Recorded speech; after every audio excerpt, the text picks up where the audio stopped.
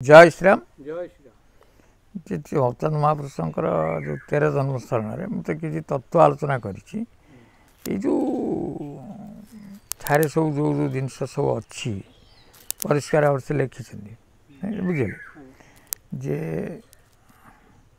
ताकू जानिबा पढ़िबा आ से स्थान को निरूपण करवा ये गोटे बड़ कथा अच्छी बुझे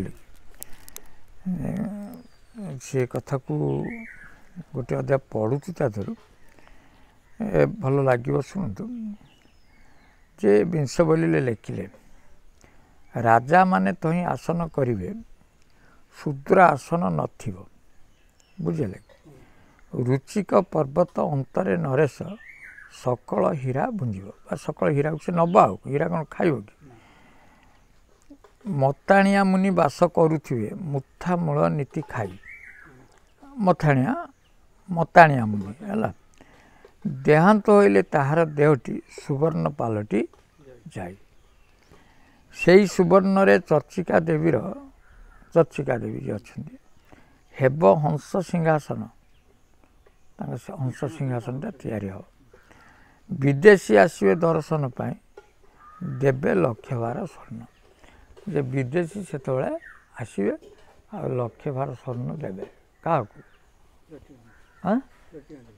चर्चिका देवी को जो सिंहासन जो विराजमान करे चर्चिका देवी सी आसिक ये मूर्ति की देखापी विदेशी आसवे लक्ष्य स्वर्ण लक्ष्य भार स्वर्ण लक्ष्य भार देवी जक्षिणी जक्षिणी माने देवी पाखे जो जक्षिणी अच्छा जक्षिणी जो सहचरी ऋषिया को संगे देवी जक्षिणी ऋषिया को संगे नहीं नीलाचल जीव चर्चिका पाखर जो देवी थे जक्षिणी सी नीलाचल नहीं कि जीव निय निय बोली जगन्नाथ को से कही अंतर्ध्यान हम ये जगन्नाथ ये तुम नहीं जाओ अंतर्ध्यान हो किए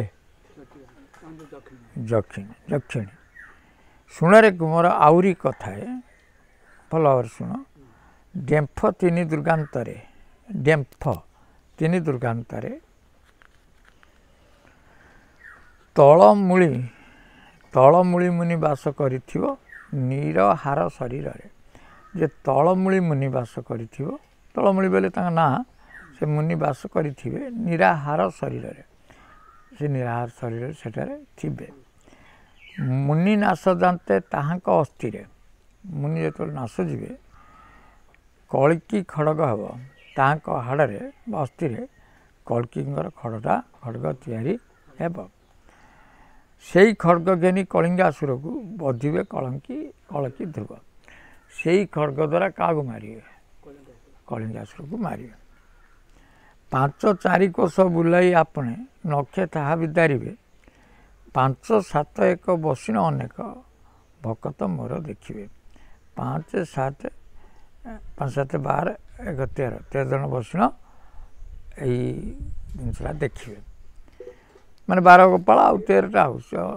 से अचान रही गड़ा देखिए मौरा ग्राम बेनुपड़ा ठारे तालपड़ा ग्रामे जाई 3 गोपीनाथ गुप्त अच्छा उद्धार करी मुहि 3 गोपीनाथ उद्धार करेंगे कौटी ना मौरा ग्राम बेनुपड़ा ठारे तलपड़ा तालपड़ा ग्राम जाकि ये जो 3टी गोपीनाथ अच्छा उद्धार करेंगे किए अचान मास निजे भकत वत्सल खोल करताल संगे चैतन अंग कलिजुग लीला करने को खेला प्रभुंकर ये प्रसंग दधि गोत्र तीरे सरदारपुरे नुआ पाटना तोटा गोपीनाथ उद्धार करेंगे भक्त थोड़िया घर से जो भक्त हूँ थोड़िया भक्त बुझे से उद्धार पृष्टि 5 जन बलांगीरपुरे उत्कल मंडलावती नृप दिव्य सिंह आम को खटिब निशा कले आसी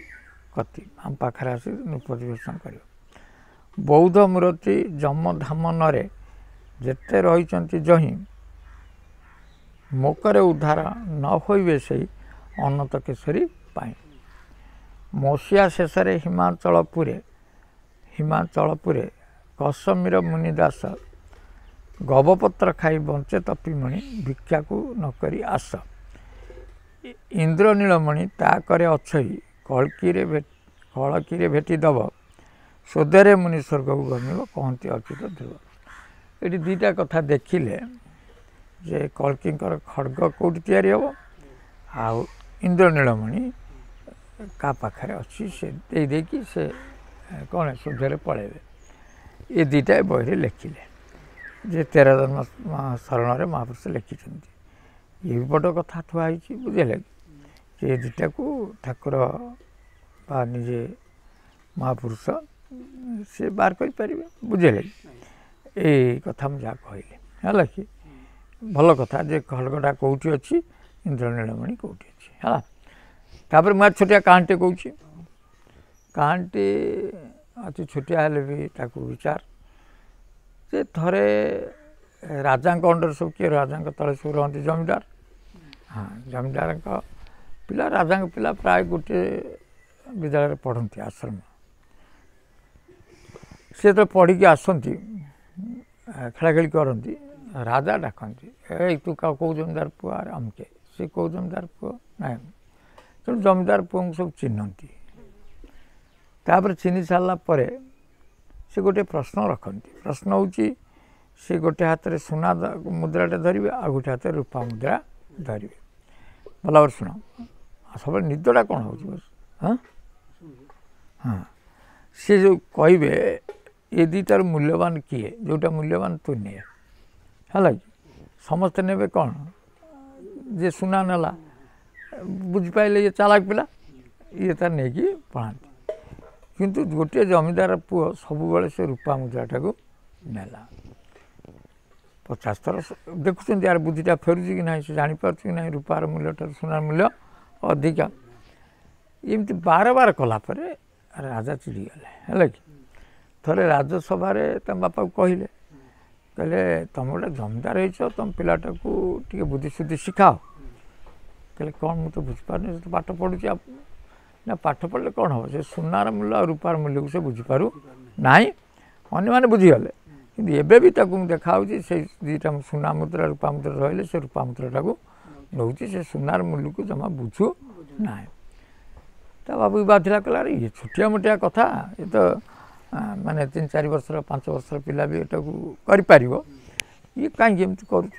ସେଠୁ ଘରକୁ ଆସି ତ ବାଡ଼େଇଲେ କହିଲେ ତୁ ଏତେ ପାଠ ପଢ଼ା ହେଉଛି ତୁ ରାଜା ତୋତେ ଏଇଭଳିଆ କରୁଛନ୍ତି ତୁ କେମିତି ରୂପାଟା କେମିତି ସୁନାଠୁ ମୂଲ ହେଲା ତୁ ତାକୁ ଅଧିକା ନେଇକି ଆସୁଛୁ ନା ତୋତେ ଠିକ୍ ଅଧିକା ଦେଖାଉଛି। ବାଡ଼େଇଲେ ସେଠୁ ବାଡ଼େଇ ସାରିଲା ପରେ କହିଲେ ବାବା ମୁଁ ଯେଉଁ ପାଇଁ ଆଣିଛି ମୁଁ ଜାଣିଛି। କହିଲେ ବାପା ତୁ ଆଣିଛୁ କେଉଁ ପାଇଁ ଜାଣିଛୁ କହ। ସେଠୁ ତା ବାପାକୁ ନେଇକି ଗଲା ଦେଖିଲା ଗୋଟେ ପେଟିରେ ଏତେ ଖଣ୍ଡ ରୂପା ମୁଦ୍ରା ଅଛି। କହିଲେ ହଁ ଇଏ ତ ଏତେ ଥର ଯେଉଁ ରାଜା ପଚାରୁଛନ୍ତି ରୂପା ମୁଦ୍ରା ଗୁଡ଼ା ଆଣିଛୁ। କହିଲେ ଯେତିକି ମୁଦ୍ରା ଧର ମୁଁ 500 ମୁଦ୍ରା ନେଇଯାଇଛି 500 ମୁଦ୍ରା ଆଣିଛି 5 ଥର ଉତ୍ତର ଦେଇନି ରୂପାଟାକୁ ଆଣିଛି।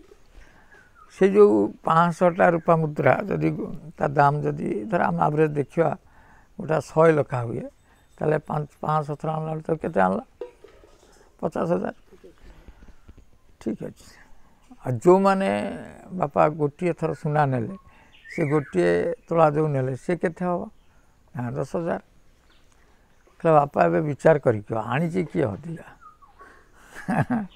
ଯିଏ ଥରେ ସୁନା ଚିନିକି ନେଇଗଲେ ସିଏ ପଳେଇଲେ ସିଏ ଅଧିକା ନେଲେ ନା ମୁଁ ନ ଚିନିକି ରୂପା ଆଣିଛି କେତେ ଆଣିଛି। କହିଲେ ତୁ 50,000 ଆଣିଛୁ 10,000 ଆଣିଛେ। କହିଲେ ଏଇଥିରୁ ବୁଝୁନାହାନ୍ତି ବୁଦ୍ଧି କାହାର। କହିଲେ ମୋ ପୁଅ ତ ବଢ଼ିଆ ବୁଦ୍ଧି। ସେଠି ହସିଲେ କହିଲେ ବାପା କ'ଣ ଆର କାରଣ। କହିଲେ ଗୁରୁଙ୍କ ପାଖରେ ତମେ ଯାଇକି ମୋର ହେଇଗଲା କହିଲେ ଥରୁଟିଏ ହେଇଗଲା ମୋର କହିଲେ କ'ଣ ହେବ ଥରୁଟିଏ ଯାଏ ସବୁବେଳେ ଯେ କହେ ମୋର ହେଉନି ସେ ବାର ଶୁଣି ସେ ଯେଉଁ ଜ୍ଞାନଟାକୁ ପାଇବ ଏ ଥରୁଟିରେ ଯିଏ ପାଇଗଲା ସେ କ'ଣ ପାଇଗଲା। 12 ବର୍ଷ କଲେ ସେବା ଗୁରୁ କହନ୍ତି କିଛି ଦେବା ଅର୍ଥାତ୍ 12 ପବନକୁ ବହୁତ ଭାବରେ ସାଧି ପାରିଲେ ଗୁରୁ ଯେ ବ୍ରହ୍ମଗୁରୁ କହନ୍ତି କିଛି ଦେବା ଅର୍ଥାତ୍ ସେ ବ୍ରହ୍ମକୁ କିଛି କୃପା କରନ୍ତି। ତେଣୁ ଗୋଟେ ଜିନିଷ ହେଇଗଲା ବୋଲି କହିବା ବହୁତ କଠିନ। ଅର୍ଥାତ୍ ହେଇଗଲା କ'ଣ, ଯେତେବେଳେ ହେଇଗଲା ହେବ କ'ଣ ହେଇଗଲା ନା ଯେଉଁଟା ହେଇଗଲା ତାହେଲେ ସେଇଟା ହେଇନି। କାରଣ ଲୋକର ଧର ତାର ଯେଉଁ ଚରିତ୍ର ହିସାବରେ ଦେଖିଲେ ଜଣେ ଯଦି ଜ୍ଞାନୀ ସେ ଯେତେବେଳେ ଜାଣିପାରିବ ମୁଁ ଜ୍ଞାନୀ, ସେ ଜ୍ଞାନୀ ନୁହଁ। ଜ୍ଞାନୀ କେମିତି ଜାଣିଲା ଜ୍ଞାନୀ ବୋଲି? ଜ୍ଞାନୀ ତ ତାର ପରିଭାଷା, ତାର ସ୍ୱରୂପଟା ନା। ଲୋକ କହିବେ ହଁ ଇଏ ଉତ୍ତର ଦେଉଛି, ସିଏ କେମିତି ଜାଣିଲା ଉତ୍ତର ଦେଉଛି? ଯେଉଁଦିନ ଜାଣିଲା ହଁ ମୁଁ ଉତ୍ତର ଦେଉଛି ସିଏ ତଳୁ ଖସିଲା ଆଉ ବା ତାର ଜ୍ଞାନଟା ପରିପକ୍ୱ ହେଇନାହିଁ। ନାଇଁ ଜାଣିଲା, ଜାଣିବାର ଯେଉଁଟା ଜାଣୁଛି ମୁଁ ଏଇଆ ଜାଣିଛି ସେଇଟା କମିପଣ। ଯିଏ କହେ ଯେ ମୁଁ କିଛି ଜାଣିନି ତାପରେ ଅସୀମ ଅଛି ଆଉ କ'ଣ। ଯିଏ ଜାଣିନି ତାପରେ ଭଗବାନ ଅଛନ୍ତି, ଅସୀମ ଅଛି। ଯିଏ ଜାଣିଛି ସୀମା ଭିତରେ ଅଛି। ଆଉ ଧର ଆମେ ବର୍ତ୍ତମାନ କ'ଣ କରିବା, ଆମେ କ'ଣ ସବୁ ଜାଣିଛୁ? ଭଗବାନଙ୍କ ସମର୍ପଣ ହେବା, ଯାହା ପାଟିରୁ ଆସିଲା କହିବା, ବୁଝିହେଉଛି ନା ନାହିଁ? ସମର୍ପଣ ହେଲେ ଭଗବାନ ଜାଣିଗଲେ ତୁମର ଅସୀମ ହେଇଯିବ ଆଉ ସବୁ କିଛିର ସମାଧାନ କରିବ। ଆଉ କିଛି ବହି ପାଠ ପଢ଼ିକି ଯାଇଥିବ ସେତିକି ଭିତରେ ସମାଧାନ ଯାହା କରିବ, ଫେଟିଏ ବହିରୁ ବାହାର କରି କହିଦେଲେ ସେ ଠକିଯିବ ନା ନାହିଁ। ତେଣୁ ମୋ କହିବା କଥା ଅତି ଚାଲାକ ଭଲ ନୁହେଁ, ସେଇ ହୁଣ୍ଡାଳିଆ ରହିବା ଭଲ। ହୁଣ୍ଡାଳିଆ ମାନଙ୍କ ପାଖରେ ବହୁତ କିଛି ଥାଏ। ଜୟ ଶ୍ରୀରାମ।